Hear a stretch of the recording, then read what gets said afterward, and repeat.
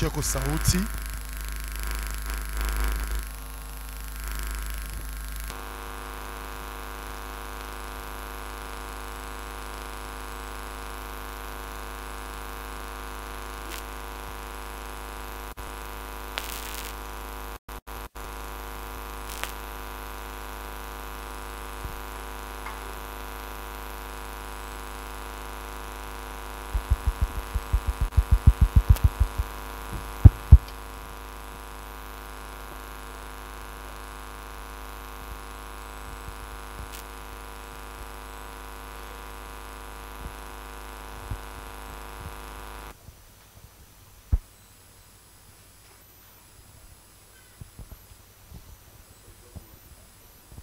Jésus.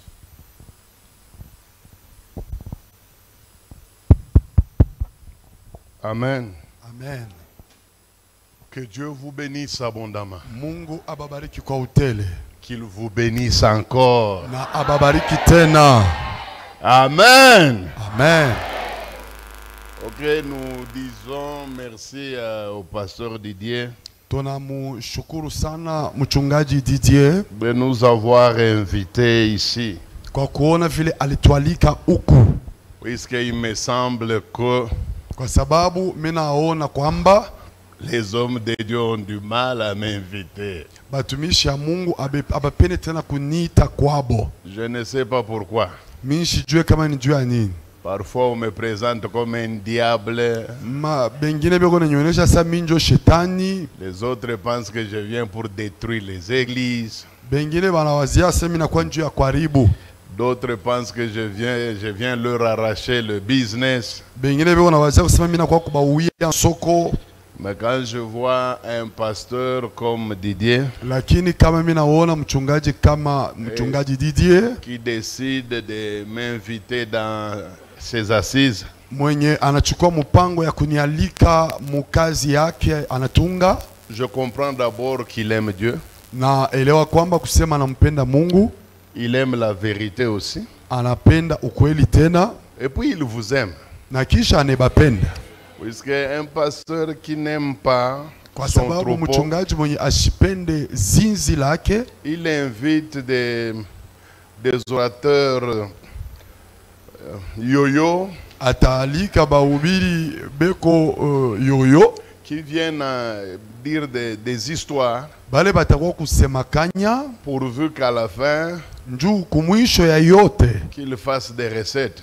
apate kukuingisha. Moi, c'est Esdras Kalonji. Mimi ni Esdras Kalonji, Je suis marié miko mwenye kuhoa à une seule femme. kwa bibi moja tu, Et je crois mourir avec elle si Dieu le veut. na mina zani takufwa paka na ule moja kama Mungu anapenda.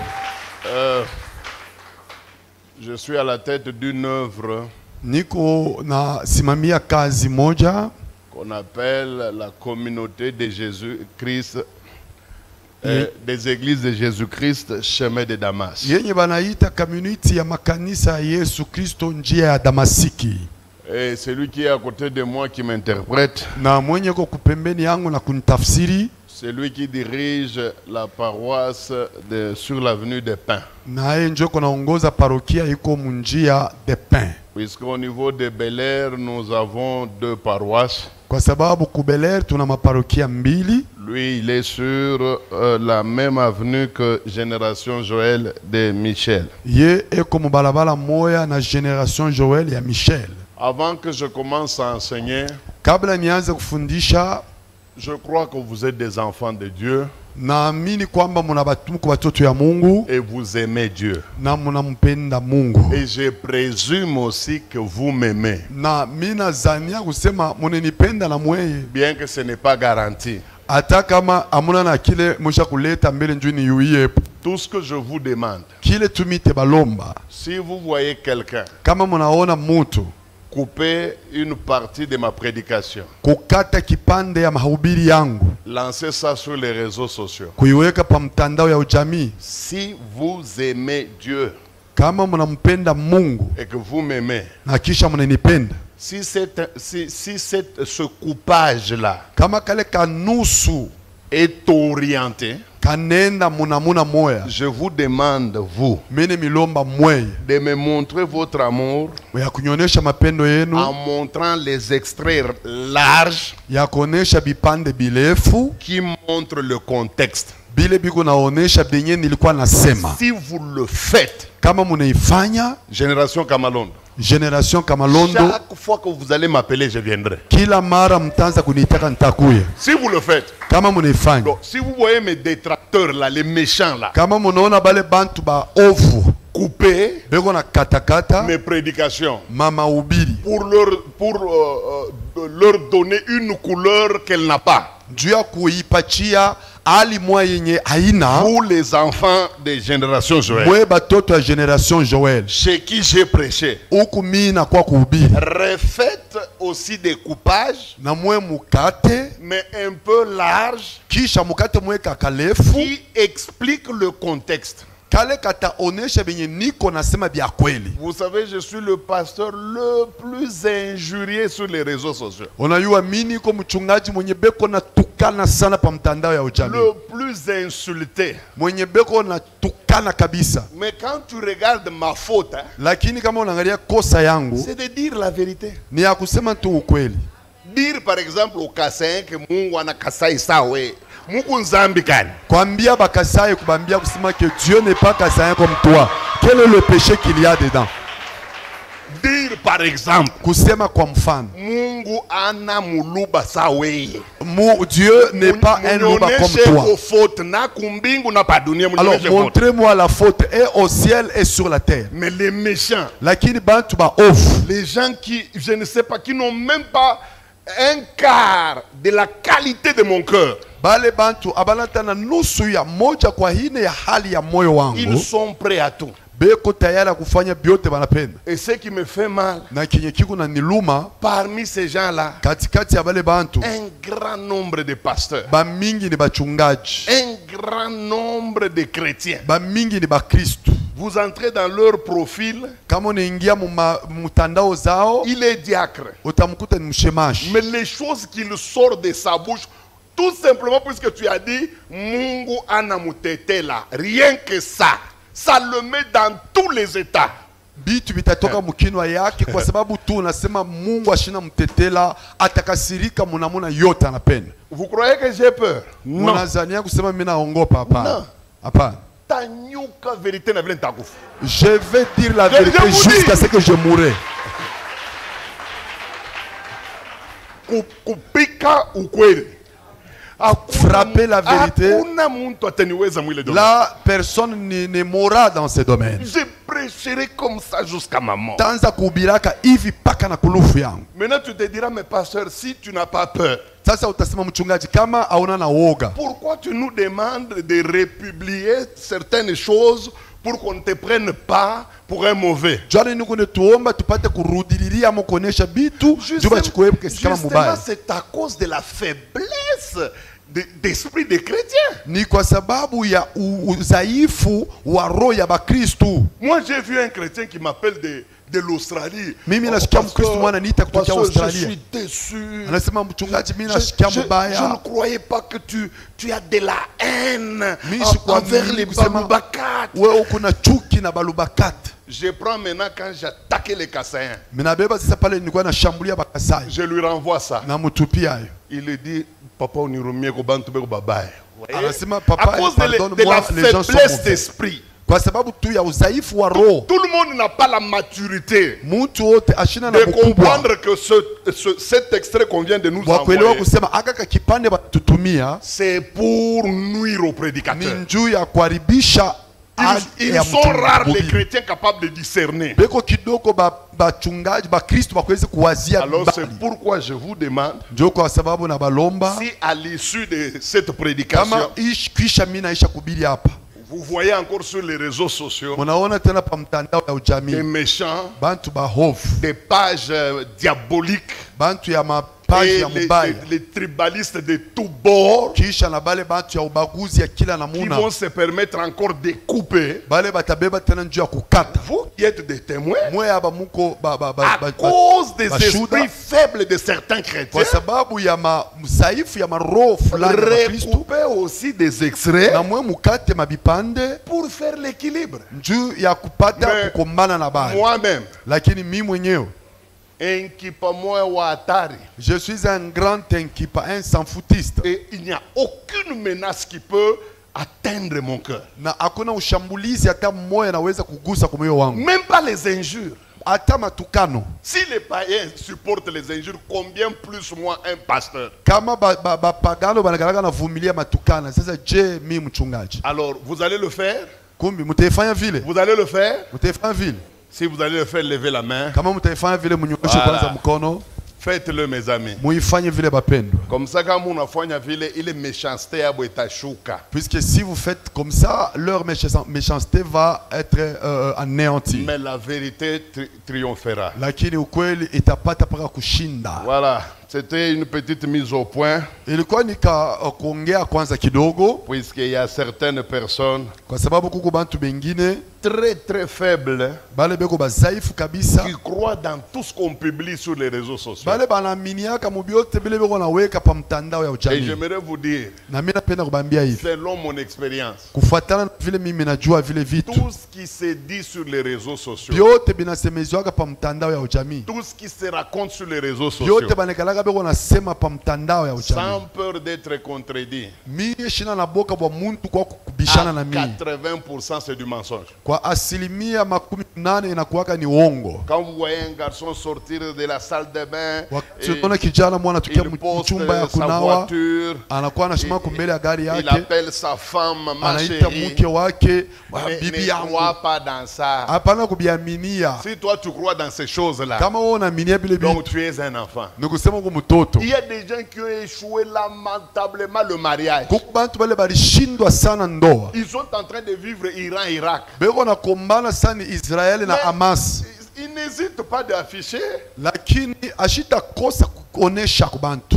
Après avoir tapé sa femme le mercredi, Atampika bibi yake mkazi tatu. le jeudi, il la poste. Mkazi ina na mweka pa mtandao. Voici cette fois-ci l'os de maison. Anasema muone C'est sasa ça, mfupa les réseaux mfupa yangu. sociaux. Ile ndio mtandao ya Si ujamii. vous croyez dans tout ce que les pasteurs écrivent sur les réseaux, beko na landa, beko ma problème moi, comme on est ishikia, ata gouvernement congolais anana ile mamambo. Kama munafuata bile ba pasteur banagala beko na njikaka, la plupart c'est du mensonge. Ils ont des problèmes que même le gouvernement congolais n'a pas. Il a envie de se suicider. Ce qu'il écrit là, c'est juste pour paraître. Vous croyez dans tous les posts des jeunes filles qui mettent une photo là-bas avec Jésus, on fera des exploits. Ndumba moi wa zamani mais Mushiaminie kuile mabinti beko na weka pale photo na Yesu tafanya maishara. Non, c'est une prostituée de longue haleine. si vous croyez dans des choses comme ça, Kama mwa Mungu naaminia vitu ya vile, c'est que vous êtes un enfant. ni kusema kwa mtoto. Amen. Amen. Ou vous avez un esprit faible. Wala uko na rose Voilà. dhaifu. Sawa. Nous allons attaquer la matière. Tutaingia katika maneno. Nous allons lire dans Colossiens chapitre 2, Tutasoma katika Wakolosai sura yake ya pili à partir de 13 jusqu'à 15. kuanzia pa mstari ya 13 mpaka 15. Colossiens chapitre 2, Wakolosai sura ya pili à partir de 13, hein, kuanzia pa mstari ya 13 et nous irons jusqu'à 15. mpaka pa 15. Alors, s'il n'y a pas de lecteur, alors le pasteur Gervais va lire. Kama hakuna mtu anasomaka 10, mchungaji Gervais anaweza kusoma. Mais je pense que Lakini nazania kwamba ça aurait été bien aussi qu'on ait des lecteurs pendant le déroulement de l'enseignement. ilinge kwa mzuri tupate kuwa na wasomaji wakati tutakuwa nafundisha. Ça va lui éviter d'être au four et au moulin, au grenier, à la fontaine. Je ne veux pas qu'il souffre. Itamsaidia kuepuka kufanya kazi yote kumala moja. Il est là pour m'interpréter. Alikuwa njuu ya kunitafsiri. Si il faut aussi qu'il commence à lire à tout moment. Kama itapendezwa anze kusoma kila wakati. Je crois que je vais l'achever inutilement. Nazania kusema s'il y a des bons lecteurs, des gens habitués à la Bible, kama kuna wasomaji wazuri wenye wanazobelea Biblia, ils vont commencer à nous aider lorsque nous énonçons certaines ou certains textes de la Bible. bataanza kutusaidia kusoma wakati tuko naleta mausomi fulani ya Biblia. Allons-y, Colossiens chapitre 2, versets 13 à 14. Colossiens chapitre 2, 13 à 14. Ouais, Vous qui étiez morts par vos offenses ouais. et par l'incirconcision de votre chair, il vous a rendu à la vie avec lui, Ouais. en vous faisant grâce pour toutes nos offenses. Hein. Il a effacé l'acte dont les ordonnances nous condamnaient, Il a effacé l'acte dont les ordonnances nous condamnaient, nous condamnaient. et Et qui puis, subsistait contre nous. voilà. Il l'a détruit en le clouant à la croix. Il a dépouillé les dominations Les dominations, et les autorités les autorités. et les a livrées publiquement en spectacle, Amen. en triomphant d'elles par la croix. Que Dieu vous bénisse abondamment. Mungu ababariki kwa utele.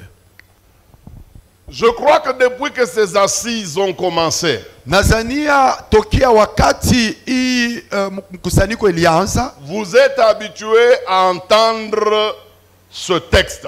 mulijizoea kusikia hiyo usomi. Puisque c'est le texte principal Kwa de ces sababu assises. njo usomi yenye ya msingi ya hii mkusanyiko. Si nous nous réunissons ici, Kama tunakusanyika hapa c'est pour exploiter ce texte qu'on nous a donné. ni kwa sababu ya kuongea kuhusu hii usomi balitupatia. Écoutez, Msikie.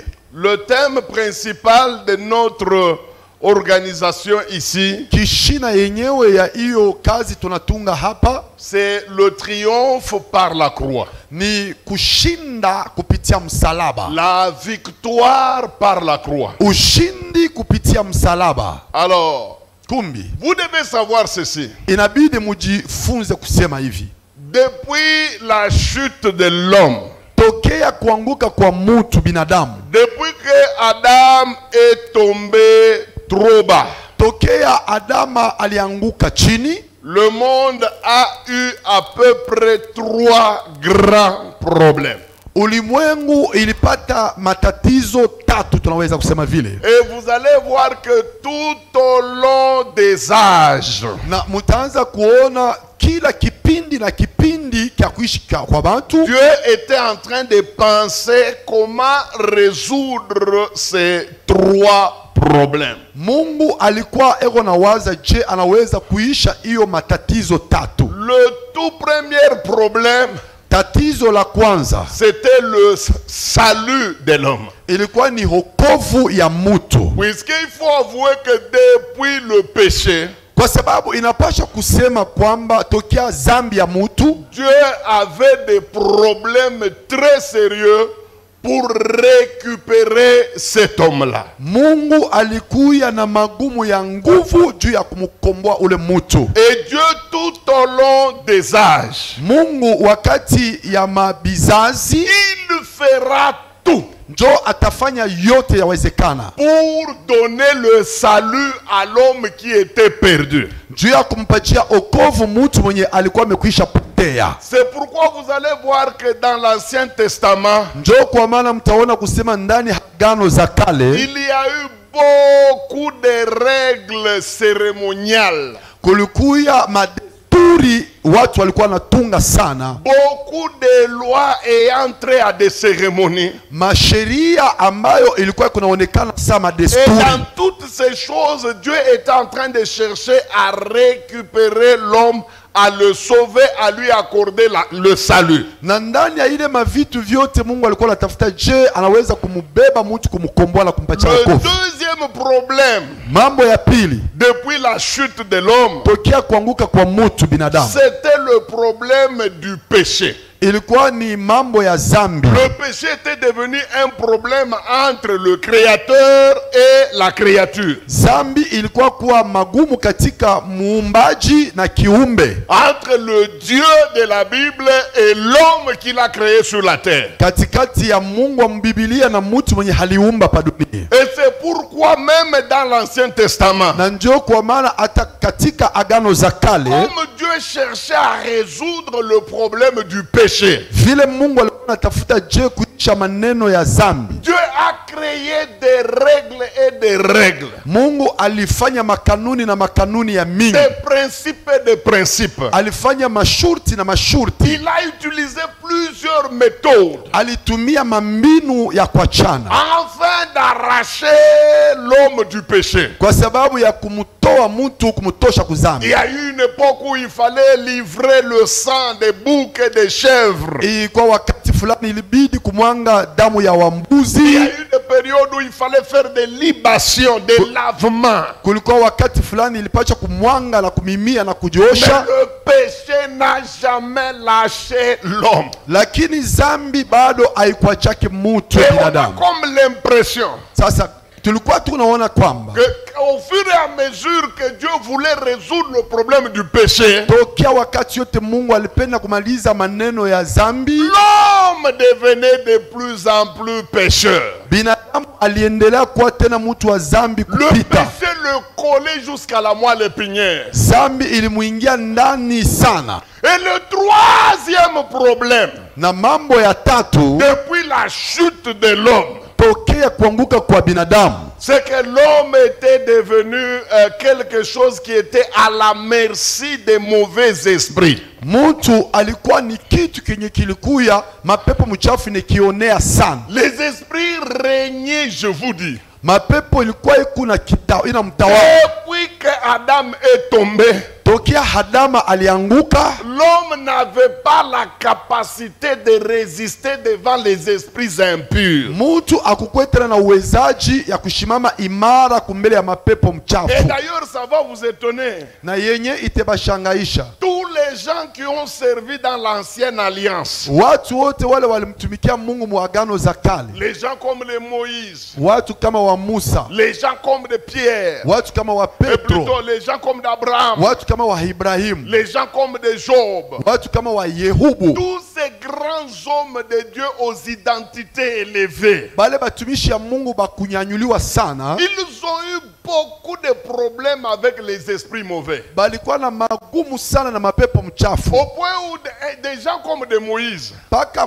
wakati ule mtu kama Musa, avec toute l'onction qu'il avait, ijapokuwa upako yote alikuwa nayo, Moïse toute sa vie n'a jamais chassé un seul démon. Musa mu maisha yake yote mzima ayafukuzaka hata mpepo moja. Regardez le grand Moïse, le redoutable Moïse. Muone huyu Musa mkubwa huyu. De toute sa vie, Mu maisha yake yote mzima il était incapable de chasser même un moindre démon, fut-il d'impudicité. ilimkuyaka nguvu ya kufukuza hata mpepo mmoja, hata kama ni pepo msharati. Et vous prenez des gens comme Élie, Unabeba mtu kama Elia capable de fermer le ciel pendant 3 ans. mwenye eko na uwezaji wa kufunga mbingu mu miaka 3. Élie n'est jamais parvenu à déloger même un seul petit démon quelque part. Elia asikufikiake mkufukuza hata mpepo mwa kidogo fazi fulani. Alors les 3 problèmes là, Sasa hii mambo 3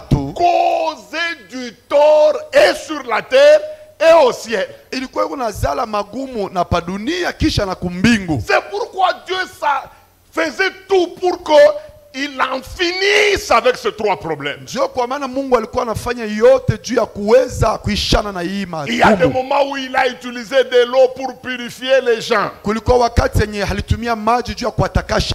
Il y a des moments où il a utilisé le sang des animaux pour régler le problème de leur péché. Kulikuwa wakati yenye alitumia damu ya banyama juu ya kuisha maneno ya zambi zao. Il a tenté par tous les moyens. Alipima munamuna yote, Mais l'homme était toujours victime de ces 3 choses. lakini mtu alikuwa paka mwathirika wa hivi vitu vitatu. C'est comme ça que dans sa souveraineté, Ndio kwa maana Mungu bwake, Dieu va comprendre que la meilleure façon Mungu akaelewa kusema namuna mzuri de résoudre le problème du péché, ya kuisha mambo ya zambi ya de mutu, résoudre le problème du salut de l'homme, ya kuisha maneno inaelekea okovu ya mutu, et surtout de minimiser l'action démoniaque sur la terre, na zaidi ya kufinyanga kazi ya mampepo pa de dunia, briser le règne des esprits mauvais, kuangusha utawala ya mapepo mchafu sur la terre, pa dunia. Dieu a pensé que la méthode la plus sûre, Mungu aliona kwamba mbinu iko hakika c'était la croix. ilikuwa ni msalaba. Je vais vous dire la vérité. Tebambia ukweli. Jésus n'est pas venu d'abord Yesu asikukuje kwanza pour que nous ayons beaucoup d'habits. juu tukwe na mavazi mingi, hapana. Jésus n'est pas venu d'abord Yesu akukuje kwanza pour que nous soyons mariés. juu tupate kuolewa, Puisque les prédicateurs parfois, kwa sababu bahubiri saa zingine c'est vrai, ils sont là pour parler du royaume. beko pale njuu ya kuongea kuhusu ufalme, Il arrive qu'ils exagèrent dans leurs déclarations. lakini nafikiaka beko nazidisha mkusema Moi, kwao. j'ai entendu plusieurs prédicateurs dire Mimi nilishikia bahubiri mingi kusema hivi, Jésus-Christ a bu du vinaigre Yesu Kristo alikunwa mvinyo sur la croix pour que nous buvions du lait. juu pa msalaba juu shi tukune majiba. J'ai entendu même d'autres prédicateurs dire Mimi nilisikia bahubiri bengine banasema que Jésus-Christ a été crucifié sur la croix nu Yesu Kristo alitunjikwa kumsalaba mtupu pour que nous mettions des manzantomes, nous mettions des Yves Saint-Laurent. njuu shi tupate kuvala mazantome tuvale ma Yves Saint Laurent. J'ai dit à ce prédicateur-là, Niliambia ule mhubiri, cher prédicateur, tu es à côté. nasema mhubiri uko pembeni kabisa, Puisque même avant la mort de Jésus sur la croix, kwa sababu hata kabla Yesu kufa kumsalaba il y a des gens qui buvaient du lait.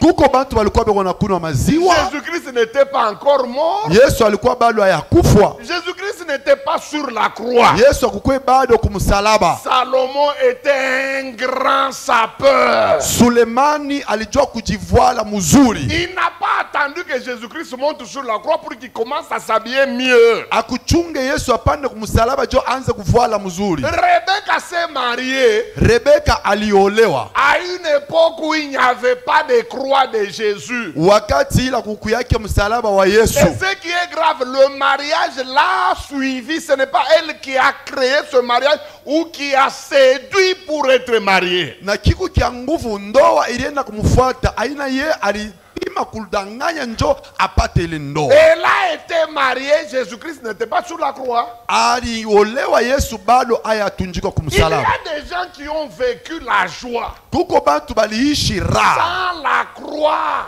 bila msalaba kuwapo, Mais dans la tête de Dieu, lakini mukichwa ya Mungu en mettant Jésus sur la croix, mukumuweka Yesu kumsalaba, dans un premier temps, mu hatua ya kwanza Dieu n'avait que 3 préoccupations majeures. Mungu alikuwa na mambo tatu ya muhimu kabisa. Si vous êtes intelligent, quand quelqu'un dit que Dieu n'avait que 3 préoccupations majeures, c'est qu'il y a des préoccupations mineures. Kama kuna akili ukisikia mtu anasema Mungu alikuwa na mambo ilisha kumwangalia sana ya minene, unasema Mungu na ingine ya kidogo. Première préoccupation, c'était le salut de l'homme. Ya kwanza ilikuwa ni okovu ya mtu. Jésus est monté sur la croix. Yesu alipanda kumsalaba D'abord pour sauver l'homme qui était perdu. kwanza njuu ya kuokoa mtu mwenye alikuwa mwenye kupotea. Il a versé son sang Alimwanga damu yake pour que nous devenions ses enfants. njuu tuwe bana bake, Pour que nous ne nous appartenions pas. njuu tushibakilie paka betu peke Et yetu hapa. qu'à partir du moment où il va livrer sa vie sur la croix, Na wakati atakapotoa maisha yake kumsalaba, que Dieu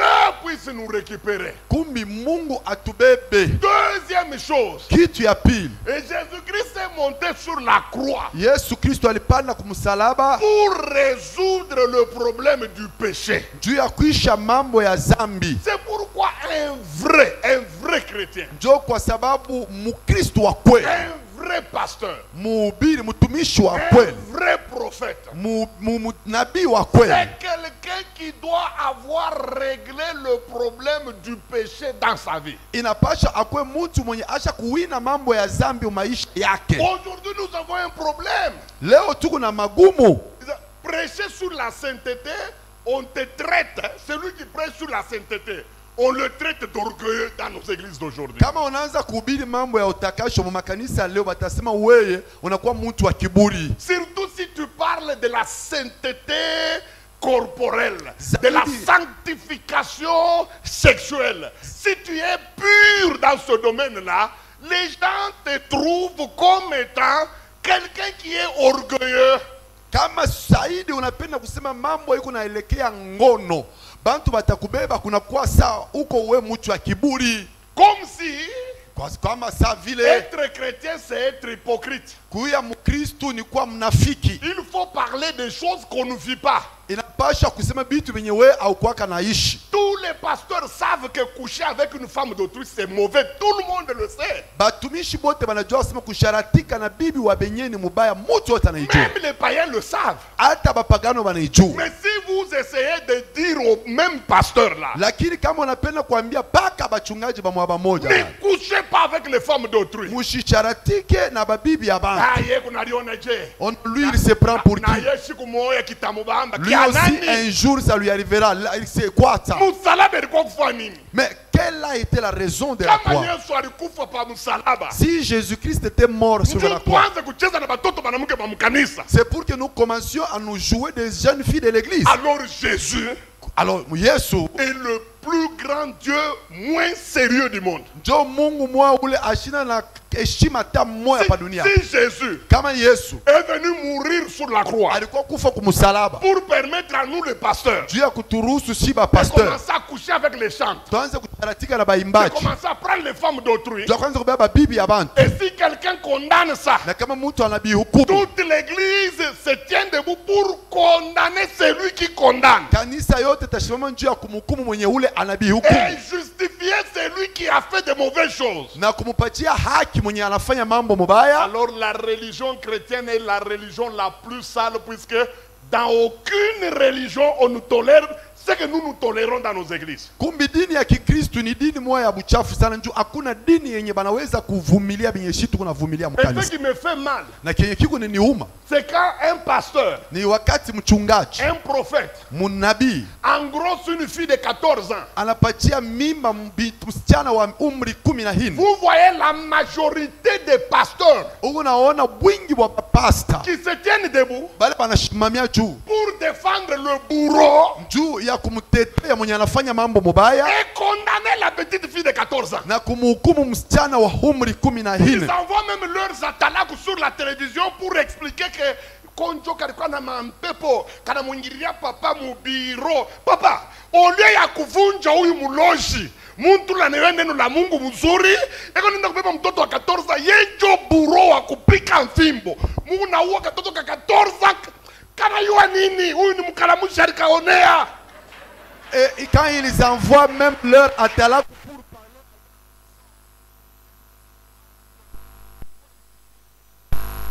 au lieu de condamner ces sorciers qui connaît tout, qui connaît les règles de Dieu, mais on se met à condamner cette petite fille qui n'a que 14 ans, du moins qui ne connaît rien. On nous a transformés, nous les pasteurs, en association de malfaiteurs. Banatugeuza shiba wachungaji, tunakuwa sasa njoo ni nkunji ya bantu baovu.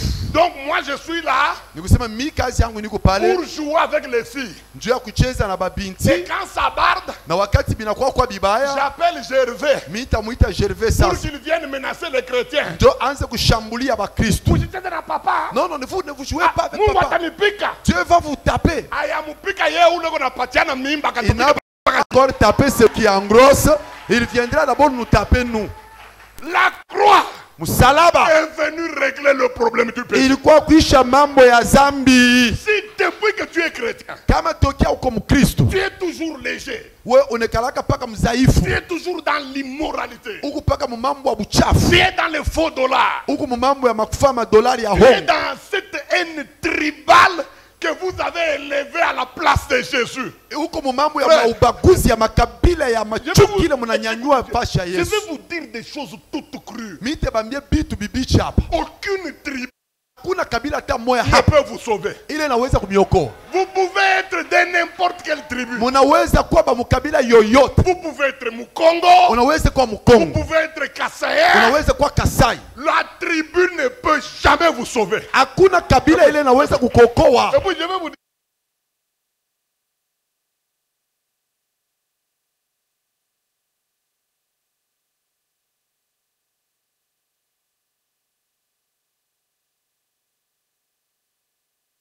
Akutakuwa mtu mjima hapa. Alors ni tona vile utatokana na kikabila yako kumbingu. Alors je verrai comment tu apparaîtras avec ton tribalisme.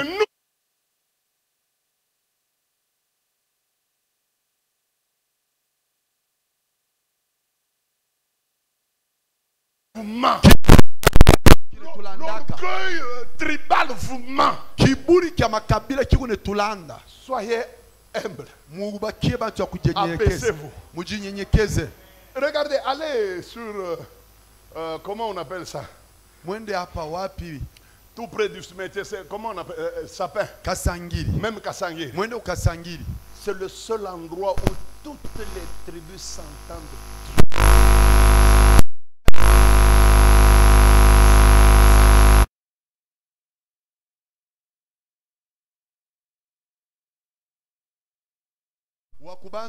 Tout tribaliste du côté de Katanga, quand on l'amène à Kasangiri, il est délivré de lui-même sans prédication.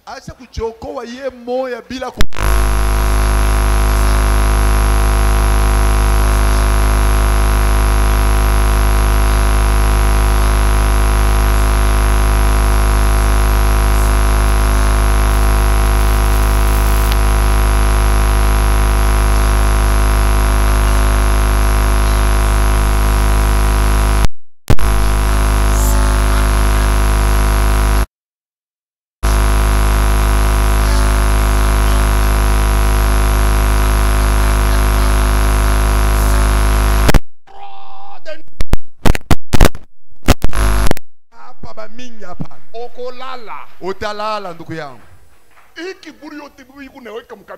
Tout l'orgueil que tu mets dans ta tribu, ça va te taire, ça va finir dans le cercle. Alors quand je pense à ça, frère, je n'ai pas le temps d'haïr quelqu'un. Alors, vous savez, le ridicule du tribalisme, c'est quoi? C'est que quelqu'un peut être tribaliste dans tout. Sauf son sexe n'est pas jamais tribaliste. Lakini uchi yake haiya kuyaka ya kubaguzi. Ikunengia mu province yote. Entre dans les provinces. Tu n'as pas honte. Tu n'as pas honte. Si réellement tu es ce que tu dis. Alors arrête-toi avec ton truc là. Amen. Amen. Regardez le côté bizarre et drôle du tribalisme. Qui, dans son tribalisme aigu, se retrouve en train de vendre. Il voit un Mulubakasai qui arrive. Lui, il n'est pas Mulubakasai. On vient lui acheter par un Mulubakasai. Qui a déjà refusé cet argent? Mais si tu es tribal, il faut lui dire on a que tribalisme. Tu voyais que le tribalisme, vous acceptez ça que pour un intérêt quelconque. Normalement, si tu es un bon tribaliste, tu es du côté des Kassaïens. Alors n'accepte pas qu'un Katangé vienne acheter. Puisque tu dois nourrir tes mauvaises foi. Mais tu sais que s'il n'achète pas, je vais mourir. Pourquoi continuer avec ça? Alors je vais vous dire encore le côté bizarre du tribalisme. Mes amis, j'ai grandi. Je ne connaissais pas mon histoire. Bon, du moins mon histoire de naissance, quoi. Comment je suis entré dans le monde. Seulement, quand maman était... Je crois que je pouvais avoir 50 ans quand ma mère est nous sommes séparés. Il y avait plus de 45 ans. Il est venu, il m'a trouvé déjà en vie. Déjà avec des enfants. Et nous sommes allés avec elle quelque part. On a vu une vieille maman. La vieille maman avait du mal à parler même le Swahili de Lubumbashi. C'était un Swahili avec un accent de quelque part. Et j'ai vu que ma mère l'a embrassé. Beaucoup parlé. C'était étonnant quand même. Ilikuwa mshangao. Ça faisait longtemps que ma mère n'était pas au Katanga, elle était à Kinshasa. Ilikawia sana mamangu alikuwa Kinshasa chukua Katanga. Je lui ai posé la question. Mina muuliza. Maman. Na c'est maman. Cette maman. Huyu mama huyu. À ce que je sache. Muvile mina mjuu. Elle est du Lualaba. Eko wa Lualaba. Elle est Chokwe. Ni mkachokwe. Mulionaka wapi? Comment vous êtes-vous connu? Écoute ce que maman m'a dit. Sikia vile mamangu ananiambia. Elle me dit non non maman. C'est tu sais cette maman. Kuzala. Le jour que j'étais mis au monde. Ulitokaka ukwanza kulia. Tu sortais sans pleurer. Ulikuwa kuchoka. Tu étais fatigué. Il y avait des liquides dans les narines. C'est elle qui m'a aidé à accoucher. Qui t'avait pris. Elle avait aspiré toutes tes morts. Parce que moi, ta mère, j'étais déjà KO. On s'occupait de moi, mais je voyais quand même ce qu'elle faisait. Elle avait aspiré la mort. Une maman qui était en train d'aspirer la mort d'un Kassaïen. J'ai respecté cette maman. Alors malheureusement elle est morte. Depuis que j'ai connu cette histoire, je dis à quoi sert? Alors, c'était tribalisme. Qui n'a jamais été aidé par une autre tribu qui lève surtout nous. Vous qui dites souvent Shey. Nous. Shey. Si tu n'as jamais eu l'aide de quelqu'un d'une autre tribu, nous avons des licenciés ici. Qui leur a donné quoi? Aujourd'hui on t'appelle docteur en. Puisque tu es docteur Chimbalang. Mais alors allons-y voir ceux-là qui t'ont enseigné. Il y a Mulumba Tingash. Est-ce qu'il est de chez vous? Ngambembo. Est-ce qu'il est de chez vous? Lola. Est-ce qu'il est de chez vous? Kifwabala. Est-ce que nous avons docteur Chimbalang? Le docteur. Ni pas. Alors la folie là de nous, ça vient d'où? Regardez-moi. La personne que Jésus a utilisée pour me sauver. On a fait avec lui 2 mois. Il a voyagé. Je n'avais pas de père. Dieu envoie un autre. Il a commencé à m'encadrer. On a fait 8 ans avec lui. Il est parti. Dieu envoie un autre. Surtout la partie ministérielle. Dieu m'a envoyé Papa Kabang. Regardez comment le cursus est parsemé par des hommes qui n'ont rien avec mon sang. Qui n'ont rien à voir. Frère, tribalisme kama kutribala, mina kuomba Mungu akukonvaincre juu. Mista kuweza tellement inaisha kuikala. Si tu es tribal, demande à Dieu que lui-même t'aide. Parce que moi je ne t'aurais pas. Il faudrait que Dieu lui-même. Parce que lui te comprendra que tu es vraiment ridicule. Nous montons dans des avions, nous connaissons les tribus des pilotes. Tu es même derrière en train de manger. C'est lui qui pilote là, c'est de la tribu que toi tu combats. Lui, il ne dort pas. Dans les turbulences, il prie même. On prie pour un tribaliste qui mange même derrière. Et puis quand tu descends de l'avion, Shey.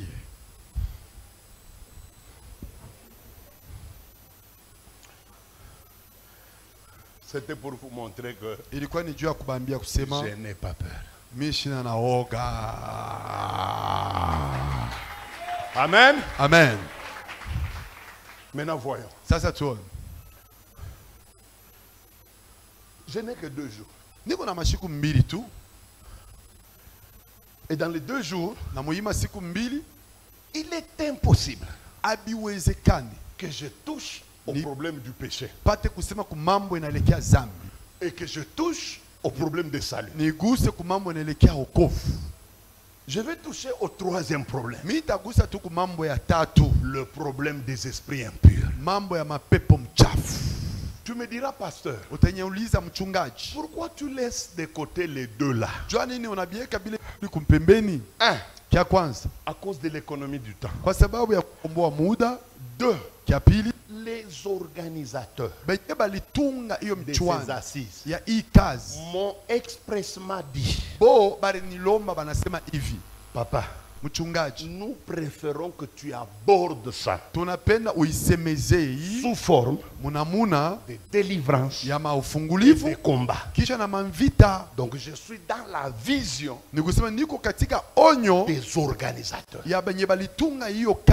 Et d'ailleurs, c'est mon terrain. Nanjo inakuwaka kiwanja yangu. Terrain kabisa. Inakuwaka kiwanja yangu. Unatoka tumubushingishi tu. Moi même si je me réveille à peine du sommeil. Enseignement est entré. Tout enseignement il iko nena kungambo. Au combat. Ya manvita. Délivrance. Ya kufungulivu. Démonologie. Mambo ya mampepo mchafu. Iko ni mudamu. Ah ça c'est dans le sang. Amen. Amen. Alors je lui ai dit. Kumbi nilimwambia. Puisqu'il s'agissait du numéro 1 de cet endroit, je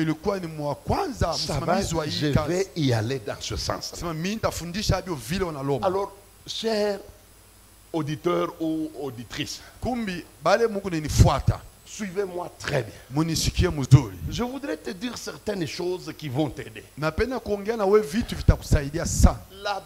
dit que par la croix, Jésus-Christ a triomphé et il a détruit une catégorie d'êtres.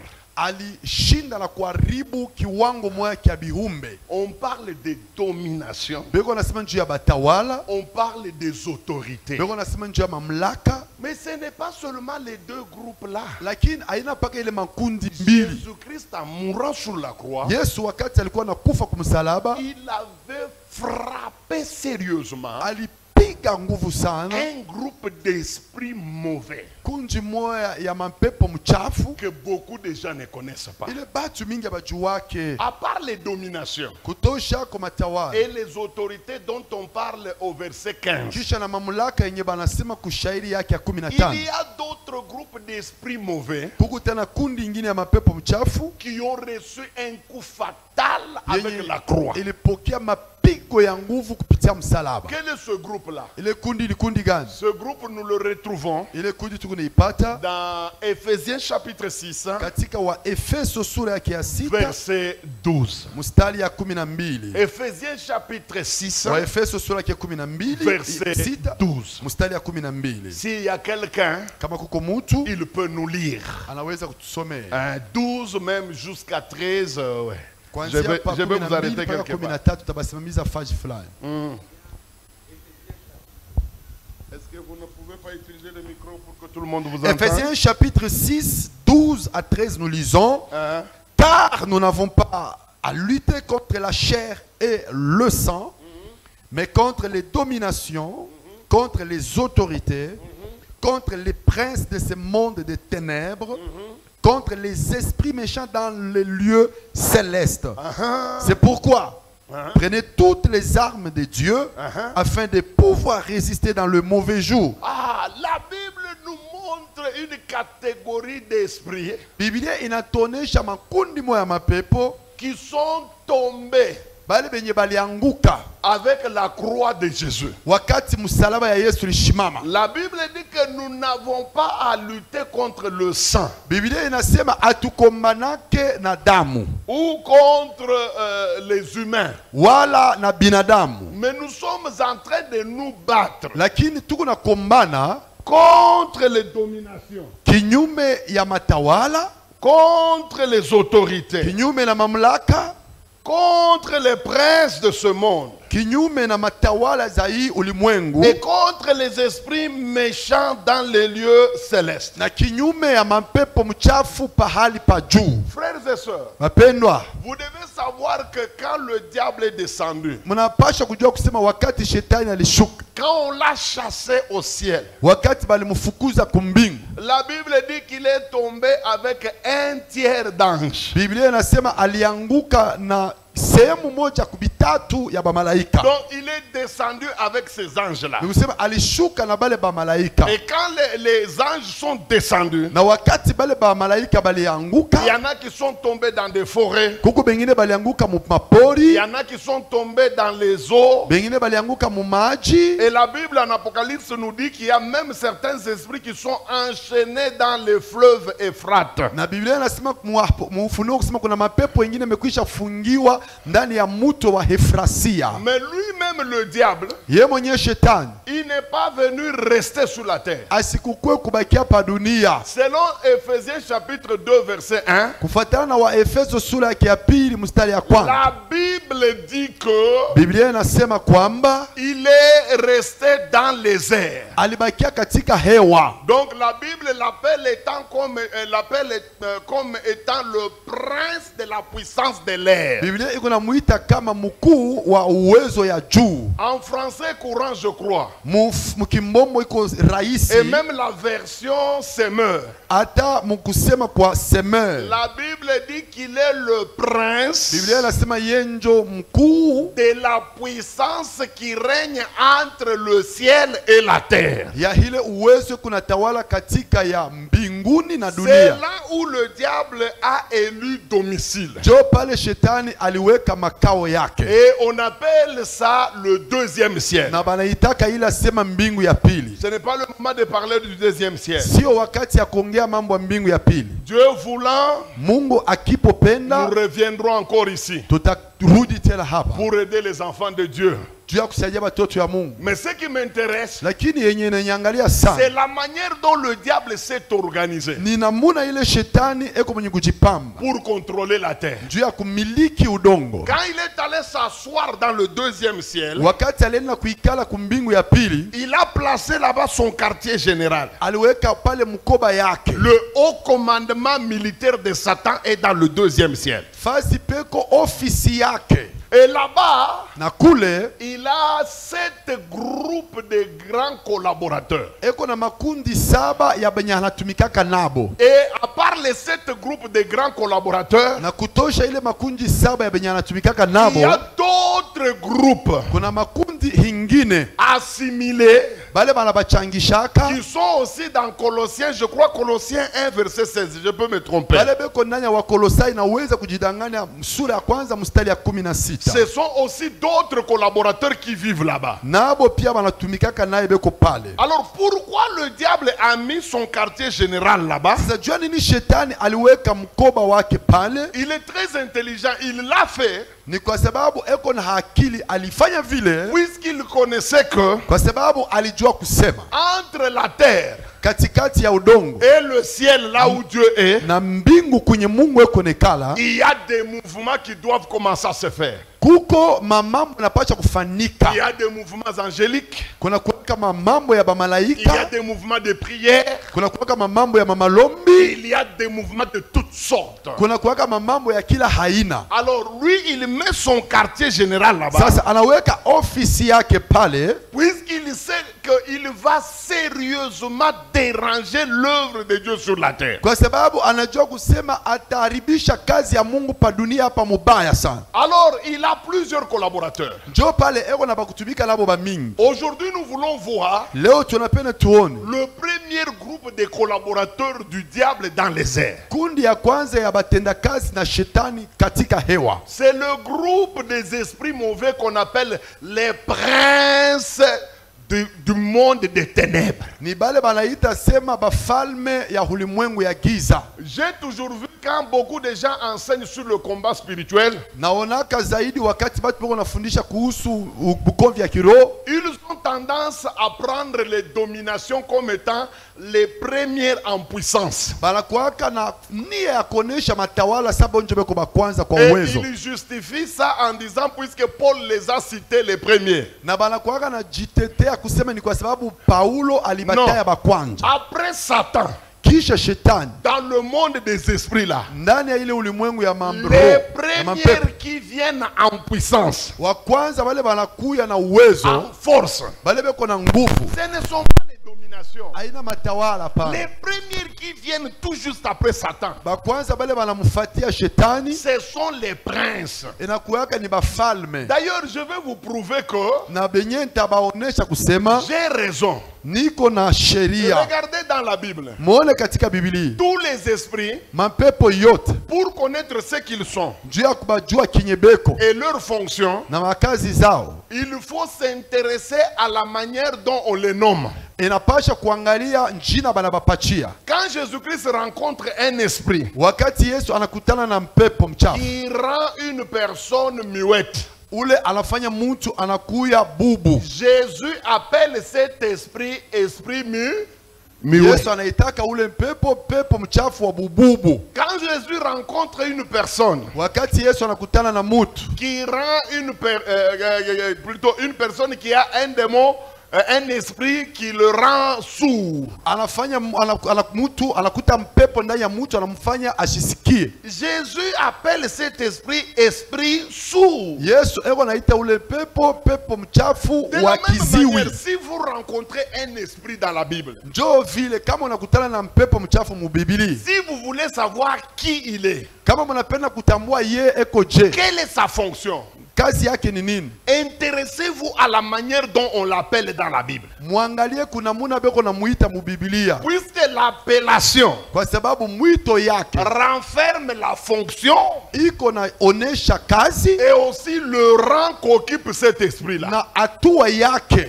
Les princes, Bafalme, pourquoi on les appelle princes? kwa sababu kana banabaita bafalme, C'est puisque le roi c'est Satan. kwa sababu mfalme mkuu ni On shetani. appelle le roi du royaume des ténèbres. Beko namuita mfalme mkuu wa ulimwengu ya giza. Alors ceux-là qu'on appelle princes, Lakini bale banaita bafalme ce sont les fils du roi. inakuyaka ni bana ba mfalme. C'est l'élite du royaume des ténèbres. Jo banakuyaka bakubwa ba mwile ulimwengu ya Ce giza. sont eux qui remplacent le roi quand il n'est pas là. Ni bao njo banakuwaka na mkomboa mfalme Et kama c'est comme siko. ça que les princes Na njo kwa maana bafalme sont les premiers en puissance. beko ba kwanza muwezo. Ils sont au-dessus des dominations. Beko juu ya matawala. Ce n'est pas puisque Paul Aina kwa sababu Paulo cite les dominations en premier qui sont premiers. anataya matawala ya kwanza njo beko ba kwanza pana. Écoutez, quelqu'un peut me poser la question. Mtu mwana weza kuniswali. Pasteur Ezras, Ase mchungaji Ezra, tu étais à Kamalondo. ulikuwa mkamalondo, Vous étiez avec qui? mulikuwa na nani? Si je réponds en disant, Kama mimi najibu mimi nous nasema étions avec le pasteur Didier, tulikuwa na le mchungaji pasteur Didier, Michel tulikuwa na et mchungaji le Michel, pasteur Mandako. tulikuwa na mchungaji Mandako. Mandako qui est cité en troisième position. Mandako mwenye banaita mu hatua ya Cela ne tatu. veut pas dire que Mandako est inférieur à Didier que j'ai cité le Aina premier. kusema Mandako kwa wa chini kwa Didier C'est mwenye tout nilita wa simplement kwanza. puisque en Aran, Ni kwa sababu wakati miko nasema j'ai cité Didier le premier. nilimtaja Didier wa Mais kwanza. Mandako c'est le supérieur à Didier. Lakini Mandako ni mkubwa yake ya Didier. De la même manière, Paka namuna moja dans le moja. texte qu'on nous a donné, Muhi usomi ce banatupatia. ne sont pas les dominateurs ou comme on les appelle dans d'autres versions Aina matawala vile banabaita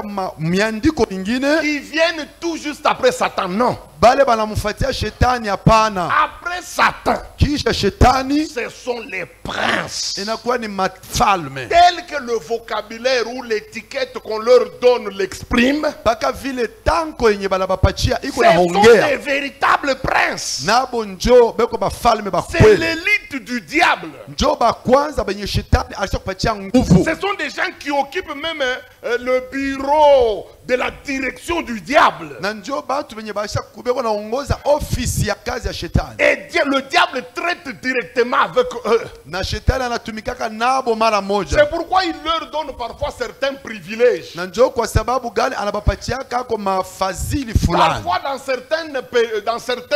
dans certains espaces géographiques. Muma viwango fulani vya padunia hapa. Ils ont même le droit d'être adorés. Banakuwaka ti na sheria kwezi kuabudiwa. Tellement que le diable croit en eux. Kwa sababu shetani hamebahaminia sana. Ce sont des collaborateurs d'un niveau très Ni élevé. batenda kazi na shetani ba juu sana. Et puis ils ont une puissance extraordinaire. Na beko na uwezo ya mastajabu. Maintenant quelqu'un me dira, Sasa mtu mmoja ataniambia, révérend, mchungaji, dis-nous un peu. utuambie kumbi. les princes là, ils jouent quel rôle? Je vais vous dire la vérité. Ces princes font du boulot à un niveau que tu ne peux pas imaginer. Et d'ailleurs, si le diable aujourd'hui continue à rester diable, en grande partie, c'est à cause de la collaboration que ces gens lui offrent. Ils nous font un travail incommensurable. C'est pourquoi le diable les traite des princes. Et c'est pourquoi le diable se permet parfois, là où lui ne peut pas aller, il peut envoyer un prince. Maintenant, regardez. Quel est le rôle des princes? Soyez habitués à des vocabulaires. Hein? Dans d'autres versions, on les appelle les principautés. Louis II les appelle princes. Que la variation de ces vocabulaires ne vous trouble pas. Retenez seulement qu'il s'agit des princes, des gens qui viennent après le diable. Un prince ne vit pas sur la terre. Sur la terre, nous vivons avec la catégorie des esprits qu'on appelle démons. Et aussi des esprits de rang inférieur. Nous avons ces esprits-là avec nous ici à Kamalondo. Les princes descendent rarement sur la terre. Les princes, hein, leur demeure, c'est les airs. Donc entre le ciel de Dieu et la terre des humains, c'est là où ils agissent efficacement. Alors quel est leur rôle?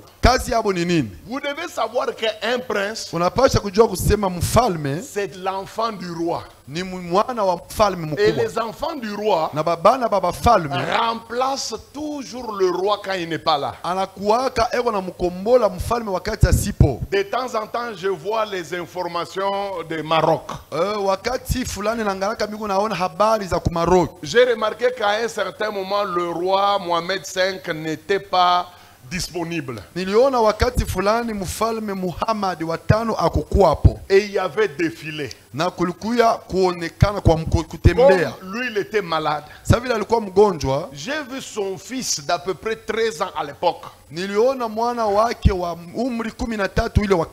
remplacer. Il a eu tous les honneurs dus au roi. Puisque le roi était hospitalisé. Les princes aussi, ou les principautés, ils sont les représentants du diable à la tête des nations. Vous devez savoir que le diable est très organisé. Moi, à part Dieu, je ne connais pas une personne si organisée que le diable. À part Dieu, Satan est imbattable sur le plan de l'organisation. C'est le seul royaume, hein, où tout le monde connaît ce qu'il doit faire. Il n'y a pas d'à peu près dans les choses de Satan. Il n'y a pas de bon, je voudrais aussi tenter. Et puis tout le monde est spécialiste. Dans le royaume de Satan, il n'y a pas de généraliste. C'est qu'il y a des démons, hein. Depuis qu'il est démon,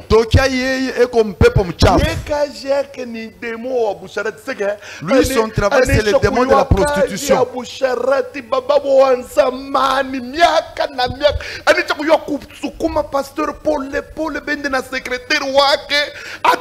10 ans, hakuna mambo, ni mukiamfu. Atabeba ta 15 ans, unaangalia koma kumuweka huyu pastor chini. Papa, ni wa busharati. Hautamonaka atoke mu busharati ende mu bwiji. Bile ni shie ba mukanisa. Hauna na don de prophétie. Unaanza kutabiri kitu na bikotona kotona. Bo abana vile bo kila mtu kumukaji kake kamikono. Si c'est un démon de la prostitution, il va rester sur sa ligne de conduite. Il sait comment amener un pasteur dans l'impudicité, même si ça prend 15 ans, il n'y a pas de problème. Ce n'est pas que non, il va essayer un moment d'aller d'abord tenter avec le vol. Non, non, ce n'est pas comme nous dans l'église où nous essayons tout. Tu n'es pas prophète, tu commences à prophétiser, tu commets les erreurs. Et puis, non, non, ce n'est pas comme ça. Tout le monde là-bas est spécialiste. Kila mtu eko nafanya kazi yake vile na Biblia. Les démons de la prostitution, c'est des démons de la prostitution. On va le produire aujourd'hui et il apprend comment faire de quelqu'un une prostituée. Tous les moyens sont bons. Réseaux sociaux, pourvu qu'il t'y fasse parvenir. Parce que lui, c'est un démon de la prostitution. C'est ce que nous ne sommes pas, nous. On veut tout faire. Et j'entends même des gens qui disent, moi j'ai 5 ministères à taille. Même si Dieu devient ivre aujourd'hui, qu'il laisse tout le monde, qu'il te donne à toi seul 5 ministères. Moi tu m'as théâtre, frère. Arrêtez avec le théâtre. Amen. Amen. Maintenant écoutons. Un prince, le diable le met haut. Le diable a l'habitude de le mettre au-dessus des nations. Il peut le mettre à la tête du Congo. Alors le prince là, dans le monde des esprits, on l'appelle le prince du Congo. Pourquoi? Puisque c'est lui qui est à la tête de la nation du Congo. À partir du moment où il est mis à la tête du Congo, il va s'arranger pour que le Congo subisse la loi de ce que le diable lui a donné comme mission. Par moment, il peut prendre 3 pays. Il leur donne un prince. Lui c'est selon ses intérêts. Le diable peut juger bon que pour ses intérêts, Burundi, Rwanda et Congo aient un seul prince. Dans ce cas-là, sur le plan physique, Congo est à part. Burundi est à part. Sur le plan spirituel, c'est une même nation. Puisqu'elle a un seul prince qui dirige les 3 pays. Et à partir du moment où il prend 3 pays comme ça, il leur donne un prince. Ces 3 pays deviennent une principauté démoniaque. Donc sur le plan spirituel, il n'y aura pas de différence entre Burundi, Rwanda et Congo. Mais quand vous allez chez les humains, vous allez observer cette différence. C'est comme ça que même dans un pays, le diable peut donner un prince à une province. Par exemple, vous voyez le Congo. C'est un pays uni. Mais pour des raisons de stratégie diabolique, le diable peut décider de donner au Bandundu un prince qui est différent du prince qui dirige le reste du Congo. Dans ce cas-là, Bandundu devient une principauté à part. Et vous allez remarquer des différences notables entre Bandundu et les autres. Maintenant, quand un prince est à la tête d'un pays, qu'est-ce qu'il fera?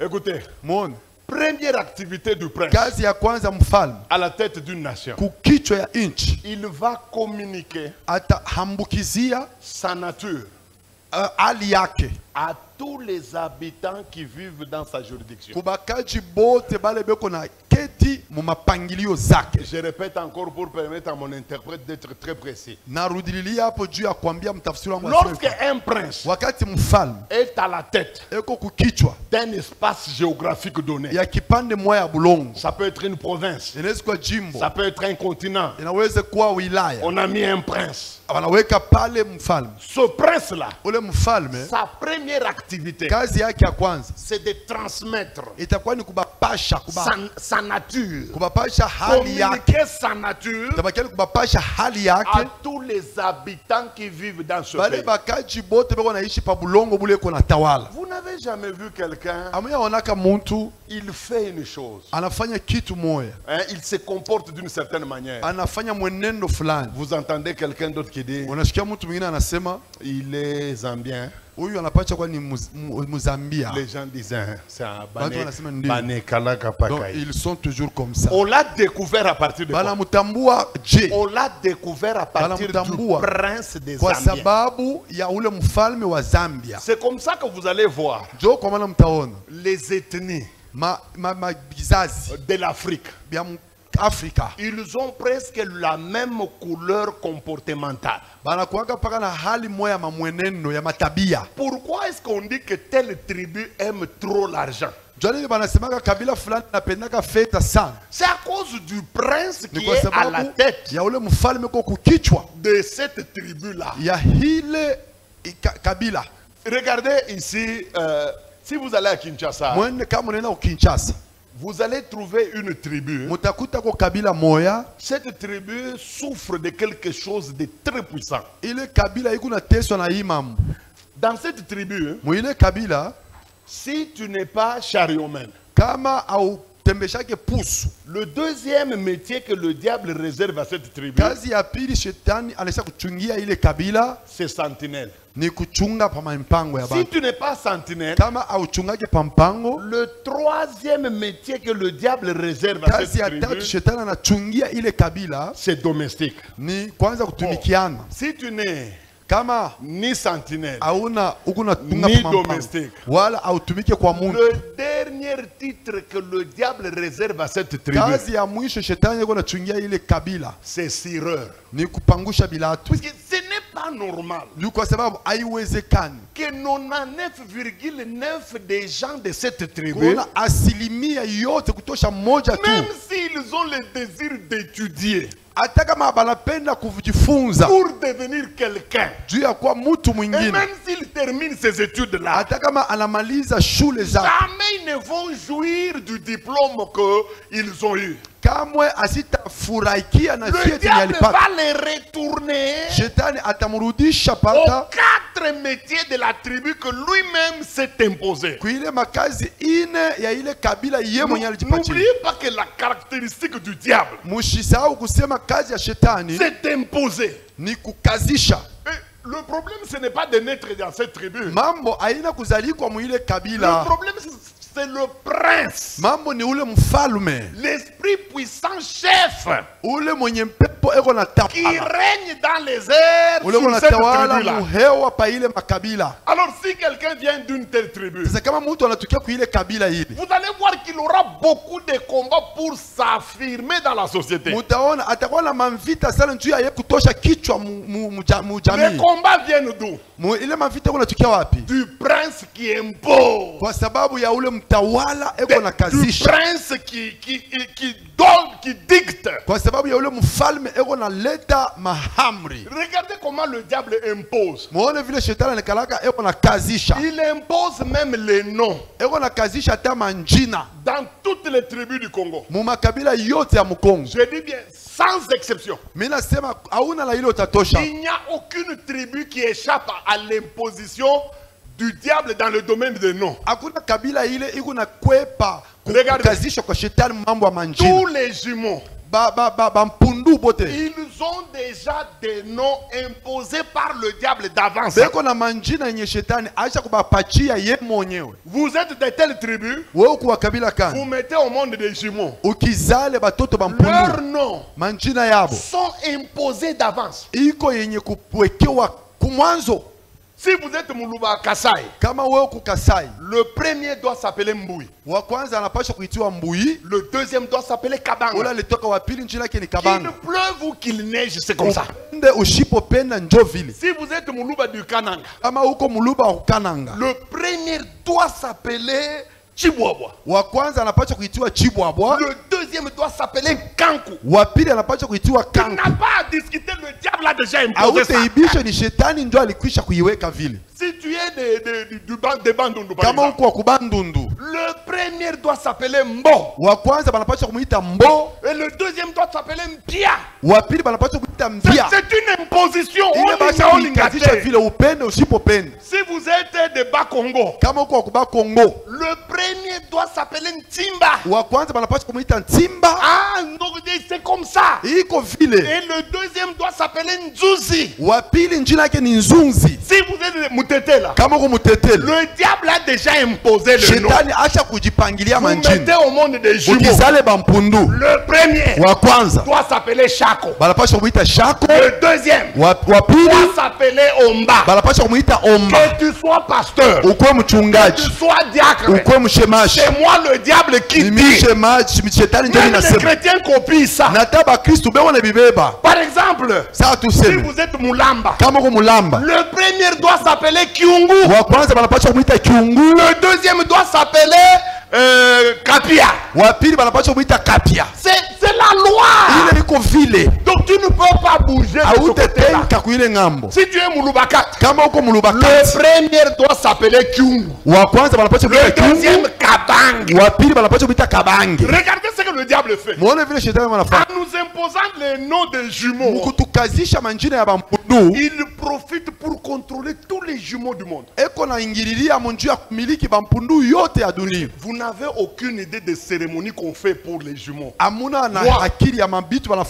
Nous sommes une famille de jumeaux. Il y a trop de jumeaux chez nous. J'ai vu des cérémonies qu'on a faites sur les jumeaux. L'un de mes grands frères a eu honte de danser. Moi, quand j'étais païen, on m'a choisi à sa place.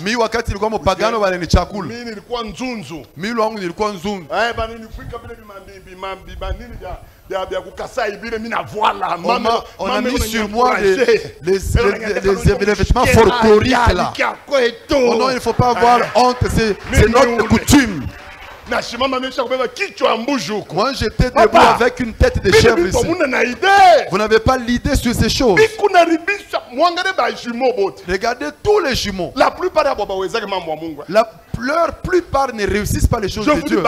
Pour la plupart des jumeaux. Pour voir un jumeau qui tient dans les choses de Dieu.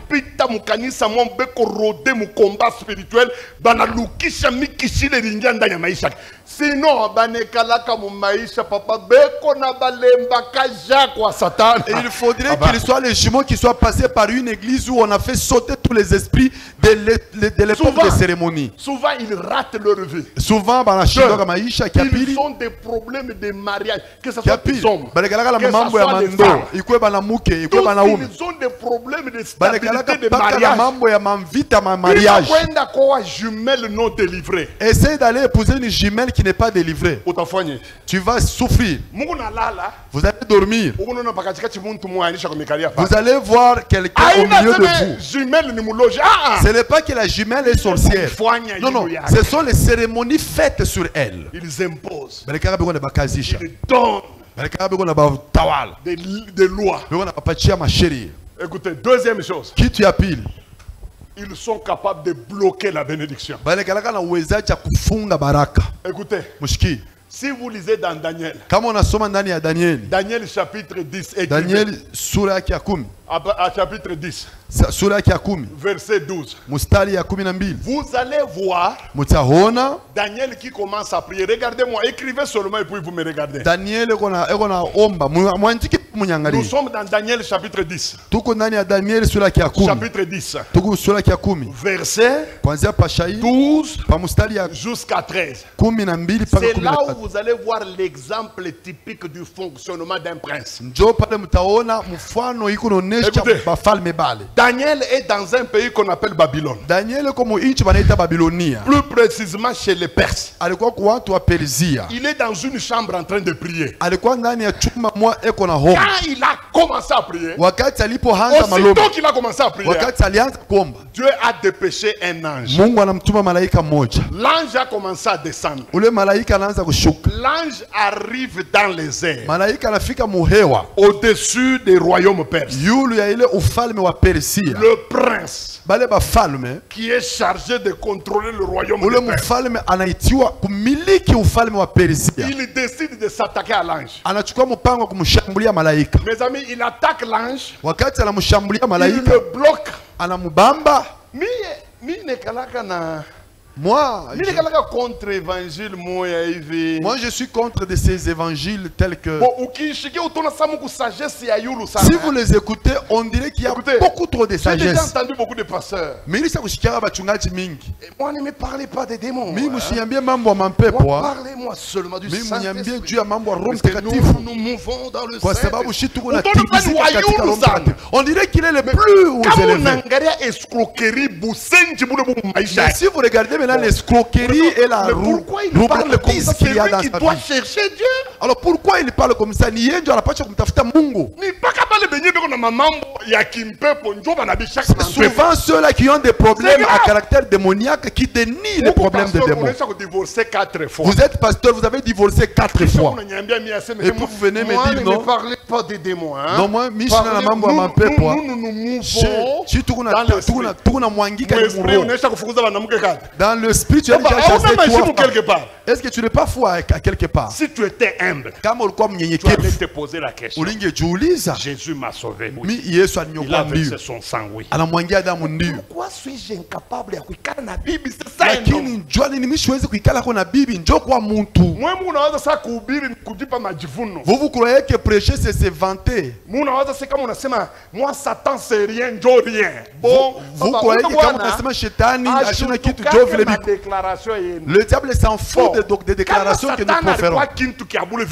Si le diable était si faible comme on le croit, alors nous les pasteurs, qui c'est qui nous pousse à tomber, à prendre les femmes d'autrui, c'est qui? Ni Saint-Esprit. C'est le Saint-Esprit. Munijibu. Alors répondez-moi. Pourquoi vous êtes si orgueilleux pour rien? Votre vie de tous les jours montre que vous êtes dominé dans tous les compartiments. maisha yako kila siku inaonyesha sema basha kutawala mu mambo yote. Uko mtu unaombaka. Vous priez. Mtoto wako wa kwanza unaonga kifuafu. Ton fils aîné est épileptique. Wewe mwenyewe Toi-même. unataka secrétaire wako. Tu as engrossé ta secrétaire. Ula anafuatia mtoto mwizi yako naiba na mabibi Celui ya qui Kristo. vient après ton fils est là, Pasteur. il est un grand voleur. Moi à ta place, au lieu de commencer à me vanter que tout n'a rien. Mais je vais me mettre en cause. Dieu pour lui. Ces choses ici, ça vient. Hein, c'est comme ça. Ça ne vous amène nulle part. Toutes les orgueils que vous vous donnez à Bibi Pélega qui fâche. J'ai vu quelqu'un qui s'appelait la bombe de Jésus. Mais Mais lui-même, il a été foudroyé. Il a engrossé la maman présidente. Comment tu as eu cette bombe aussi? Non, homme de Dieu, humiliez-vous. Bombe de Jésus. Je ne suis pas contre, hein? Mais pourvu que tu sois une réelle bombe.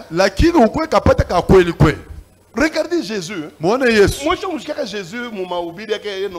vous avez déjà entendu Jésus dans ses prêches, il dit moi je suis la foudre du Seigneur. Jamais. Jésus n'a jamais pris de surnom fou. Mais lorsque Jésus se tient, tout le monde était d'accord. Puisque il vient de Dieu.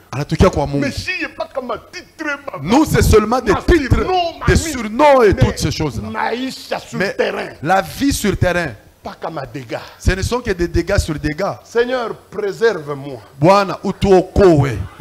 Préserve-moi, je t'en supplie. Je le dis devant tout Kamalondo. Saisis-moi, papa. Parce que moi, je veux mourir devant toi. Je ne veux pas mourir dans la maison d'une prostituée. Laisse-moi mourir devant toi seul. Que je meure devant toi. Voilà. Je m'en fous des titres, Seigneur. Ça nous détruit pour rien. Saisis-toi de moi. Alléluia. Amen. Quelles sont les choses que le prince t'a imposées?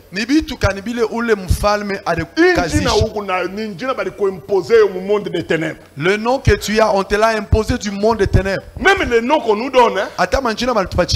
Les noms qui viennent du monde des esprits.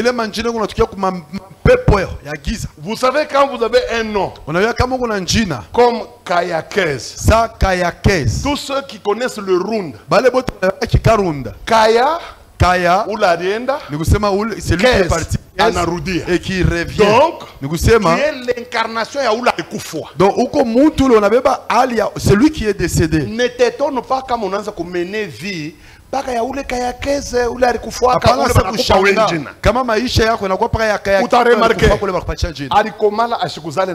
vas remarquer qu'elle avait grandi, elle n'avait jamais mis aux hommes, toi aussi également. Elle a grandi, on ne l'avait pas épousée, toi également. C'est Oulaliel qui chante. C'est toi là. Papa, il y a même certains noms pour lesquels il faut se battre.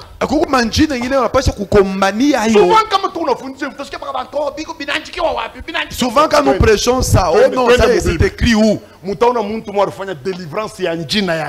allez voir quelqu'un qui a fait la délivrance de son nom. Le nom l'a vraiment inquiété. Un chronique. Chapitre 4, je crois. 9 à 10. 9 à 10. Boyoka. 9 à 10. Jaébet était plus considéré que ses frères. Dans d'autres versions, il est dit ceci. Jaébet était plus doué. Plus talentueux. Donc, ce garçon avait tout ce qu'il faut pour réussir la vie. Puisque la Bible reconnaît qu'il était talentueux. Mais ça va vous étonner. Cet homme si talentueux va rater la vie.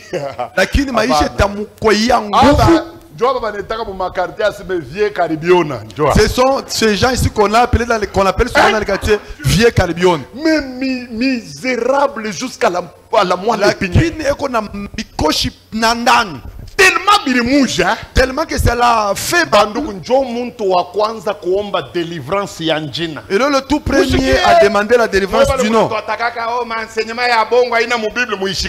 Sa mère lui donna le nom de Jaébet. Sa mère lui avait donné le nom de Jaébet. Pourquoi? En disant c'est parce que je l'ai enfanté avec douleur. C'est le genre de ces mamans poussées par la folie. Puisque folle, tellement qu'elle a souffert de la grossesse. Sur la mimba, le coup de la grossesse, de l'accouchement, on n'avait pas mtoto J'ai lu dans la Bible, hein, les commentateurs, ils ont dit, Jaébet, ça signifie 4 choses.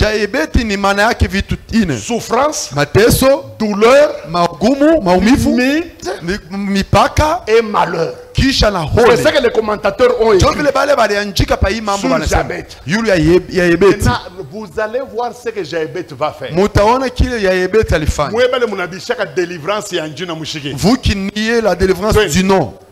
Jaébet invoqua les dieux d'Israël en disant quoi? En disant si tu m'es béni, à cause de ce nom là, il n'était pas béni. Il a vu de toutes les couleurs. S'il y a quelqu'un qui a le nom de Caribion, c'est celui-ci. il n'était pas béni. Si tu me bénis, que si tu étendes mes limites. Il était limité. Tout ce qu'il faisait, il y avait des limites. 3. Si ta main est avec moi, même la main de Dieu était impuissante devant le nom de Dieu. C'est le nom qui a rendu la main de Dieu impuissante. Et puis 3, 4. Si tu me préserves du malheur, si tu me préserves du malheur, en sorte que je ne sois pas dans la souffrance. Joe Bantu Bari évolué au département de souffrance. Ce sont les gens qui ont évolué dans le département de souffrance. Donc, comme Anézou peut expliquer ma thèse, il n'y a pas de Papa Jaébès, le grand Jaébès dans la fin, ce sont les érudits. Bon, ça tout ce qu'ils ont. Maintenant, convenons-nous. Est-ce que Dieu avait écouté cette prière?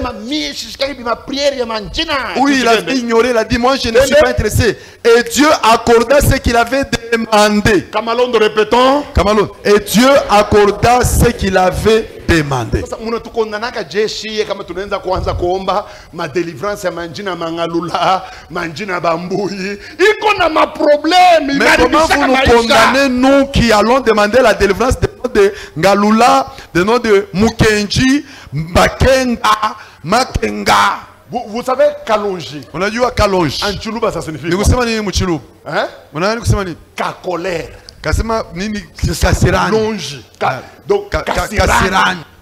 Frère, moi j'ai souffert avec des colères.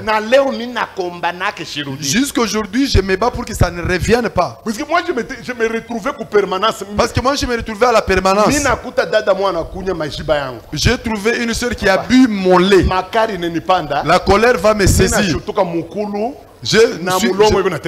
Je me suis rendu compte que la ainsi que lève la train de bouger. Je dis, un pasteur de ce genre, comment vais-je entrer au ciel moi ici?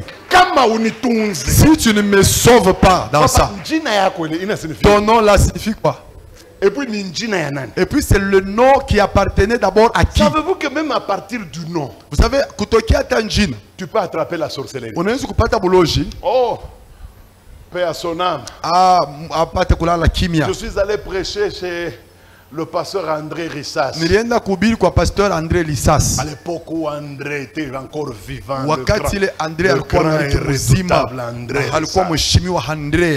Il m'a invité à l'Ikasi. J'étais chez lui, j'étais en train de prêcher. Ce jour-là, la puissance de Dieu s'est promenée dans la salle. On ne la cherchait pas. J'ai vu quelqu'un qui a toqué mon public. Je suis sorcier. Il venait là. Il était mulâtre. Je lui ai dit, écoute, nous allons régler ton problème. Après les Makutano, nous sommes allés au bureau. Ce monsieur me dit, j'ai une très grande sorcellerie. C'est lui qui faisait les bizaba à l'époque là. Le pasteur André le reconnaît. Pasteur André a cet homme c'était un mauvais. Les bizaba de Kolomoni, c'est lui qui le faisait aux gens. Je lui dis, tu veux quoi? Je lui dis, on a peine nini. Je répète ces phrases. Je sais que les méchants aiment toujours interpréter.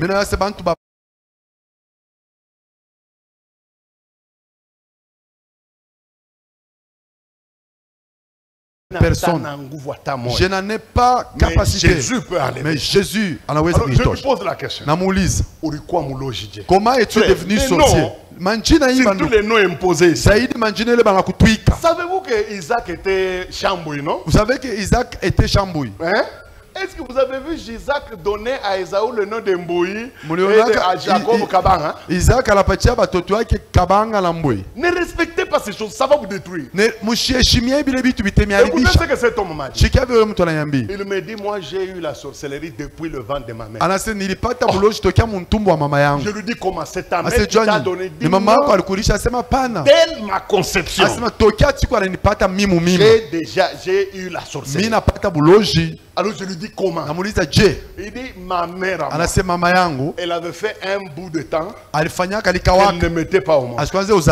6 ans ou quelque chose comme ça. Et pouf! Elle a pris la grossesse. La grossesse n'avait qu'un mois. Ma mère a fait un rêve. Elle a vu un rêve. Un homme mulâtre, métis, qui lui apparaît. Il était en lunettes. Et il avait un chapeau. Et puis il est venu. Vous savez, je suis très sensible aux tribus. Je ne veux pas parler des noms des tribus. Les gens sont très faibles. Mais il m'a donné le nom d'une tribu de Lualaba. Il dit, c'est moi. Alors, il lui dit, l'enfant que tu es dans le ventre, c'est un garçon. Alors il sera grand. Je viendrai te dire comment le traiter. La femme se réveille. Elle dit à son mari, j'ai vu dans le songe quelqu'un qui prétend être de chez vous. Et son mari lui pose la question de comment il était. Elle quoi milâtre. Et puis il était comme ça. Elle lui dit, ah, c'est tel oncle. Il a donné un nom. Je préfère donner un faux nom. Il a dit Nimuyomba Macron. Oncle Macron. Là, vous êtes d'accord? Ça va. Bien. Pasteur Achina tribaliste. Pas les francophobe. Pas les francophones. Seigneur, enlève cette histoire dans les peuples. Comment quelqu'un peut aller au ciel avec la haine tribale? C'est par quelle porte va-t-il passer? Et quel est cet ange qui va lui donner accès? Et c'est quelle sécurité qui lui accordera le passage? Si vous ne changez pas, vous regretterez. Alors quand son mari lui a dit ça, la femme a accepté. Le jour où il met au monde l'enfant, il lui donne le nom de l'oncle était le plus grand sorcier. Il tuait les gens. Le même jour où on donne le nom, l'esprit de ces oncles-là est entré dans l'enfant. Tu vois le problème de nom? C'est pourquoi peut-être demain, je vais te troubler l'intelligence avec quelque chose que je te dirai. Ce soir, nous voulons attaquer le prince qui bloque ta bénédiction. Imaginez-vous, le prince là a été retenu pendant 21 jours.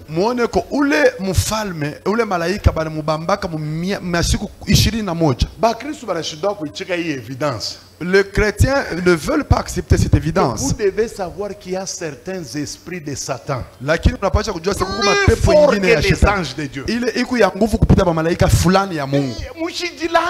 Ne vous Il y trompez a pas. des esprits mauvais. Du Du point de vue des rangs, ils ont une puissance plus que certains anges.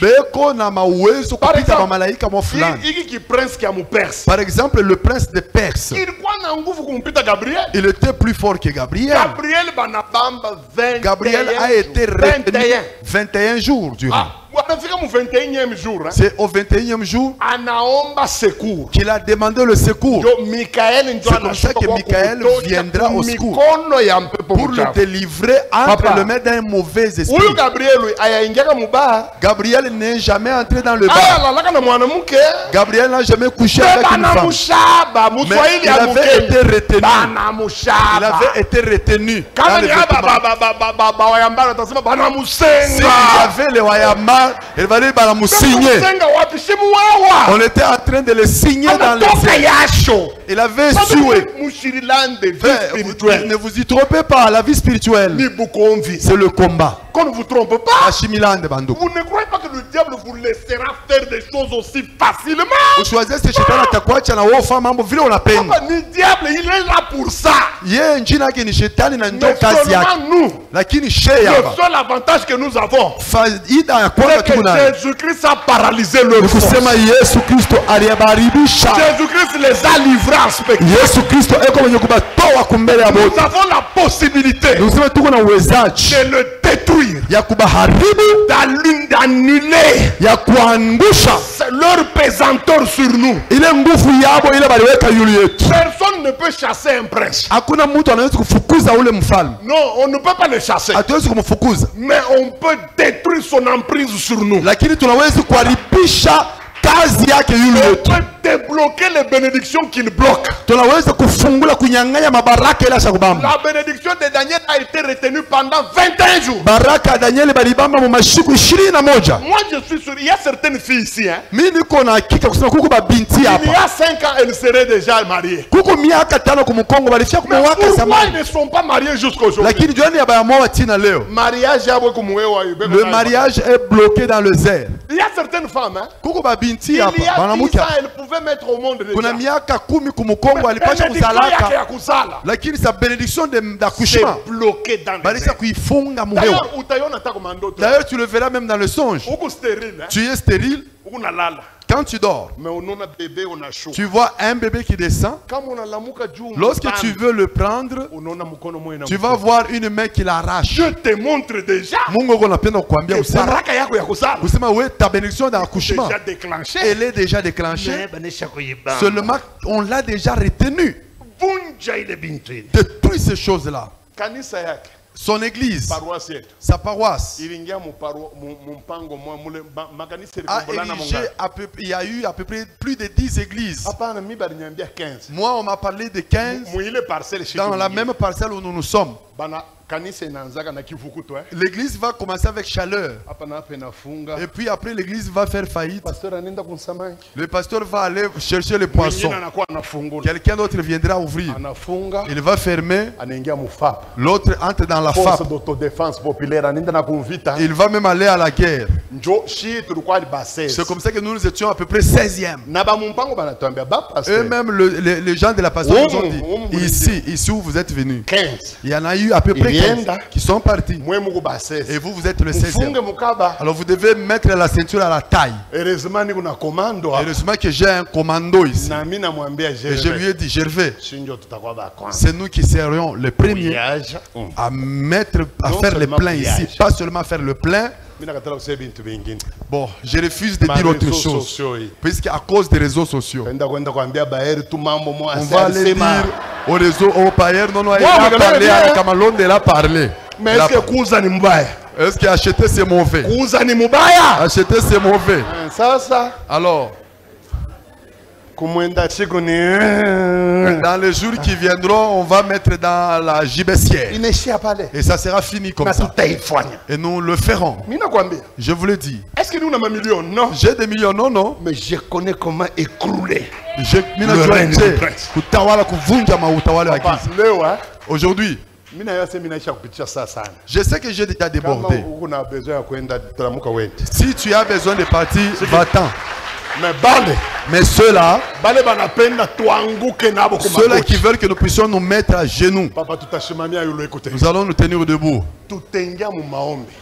Nous allons entrer dans la prière.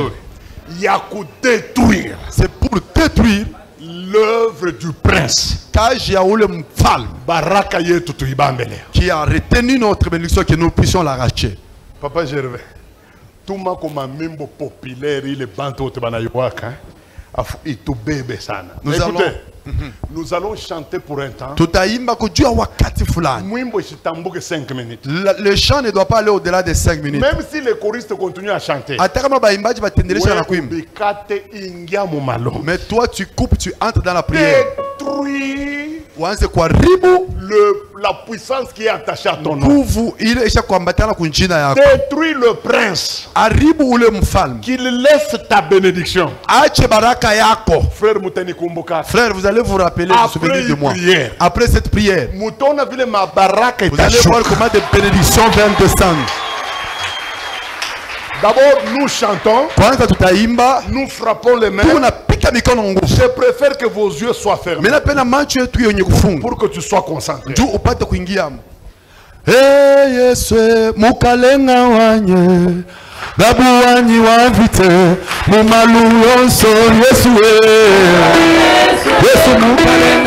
Maboko